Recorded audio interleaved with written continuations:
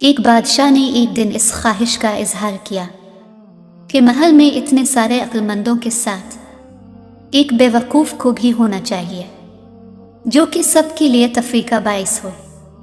चनाचा बड़ी कोशिशों के बाद एक बेवकूफ़ का इंतखाब हुआ और उसके लिए एक ख़ास किस्म का ताज बनवाया गया। बादशाह इससे रोज़ाना चंद सवालात पूछता और बेवकूफ़ के जवाबात सुनकर बादशाह और दरबारी खूब हंसते। वक्त गुजरता गया और एक दिन बादशाह सख्त बीमार हो गया। यहाँ तक कि तबीबों ने भी जवाब दे दिया। बादशाह ने अपनी तकलीफ़ दूर करने के लिए अपना आखिरी वक्त बेवकूफ़ के साथ गुजारने का फ़ैसला किया और उसको तलब करके कहा कि आज तुम सवाल करो, मैं जवाब देता हूँ।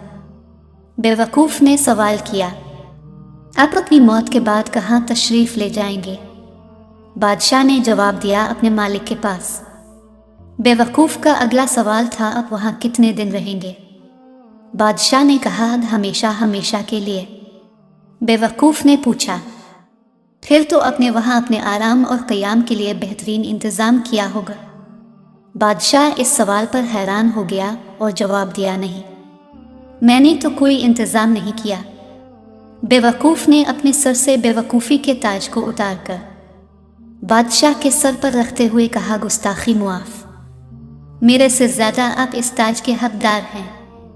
जहाँ रहना नहीं था वहाँ इतनी बड़ी सल्तनत, और जहाँ हमेशा के लिए रहना होगा वहाँ के लिए कुछ भी नहीं। अल्लाह की तरफ लूट आओ इससे पहले कि अल्लाह तुम्हें अपनी तरफ बुला ले। अल्लाह की दी गई ढील को अपनी चालाकी मत समझो, क्योंकि जो अल्लाह के होते हैं ना, फिर इन पर आपकी चालाकियाँ वक्ती असरअंदाज तो हो सकती हैं मगर मुसलसल नहीं। अल्लाह कभी भी अपने बंदे को इसकी बर्दाश्त से ज़्यादा नहीं आजमाता। आपको ऐसा लगेगा कि सारी दुनिया की सारी परेशानियाँ लाकर किसी ने आप पर छोड़ दी हैं। आपके दिल में शैतान आपको वसवसे डालेगा कि अल्लाह तो आपसे मोहब्बत नहीं करता, तभी तो आप पर सारे दुख सारी परेशानियाँ हैं। मगर ऐसा नहीं होता, वो तो 70 माओं से ज़्यादा प्यार करता है।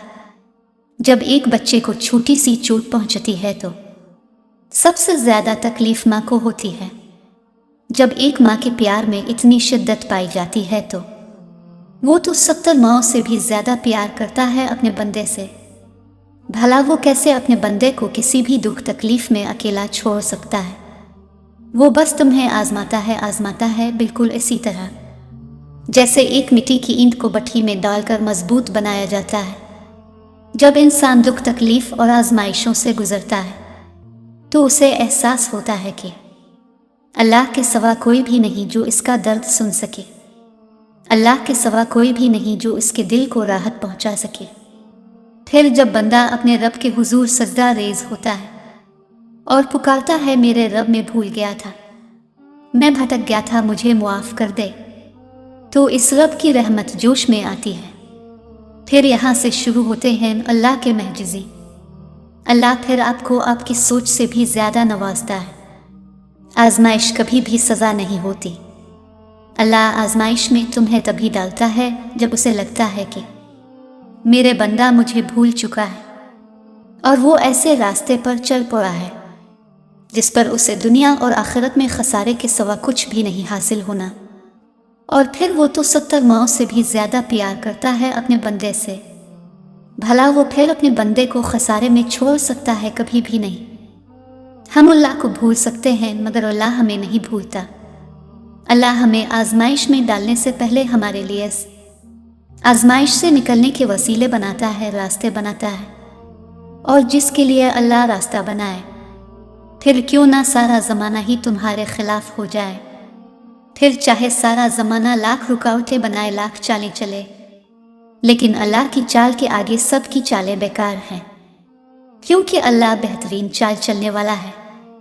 तो तुम लोगों से परेशान होना छोड़ दो, क्योंकि अल्लाह का वदा है, सब्र करने वालों को उनके सब्र का सिला ज़रूर मिलेगा और अल्लाह तुम्हें तमाम जल्द तुम्हारी मंजिल तक पहुँचाएगा।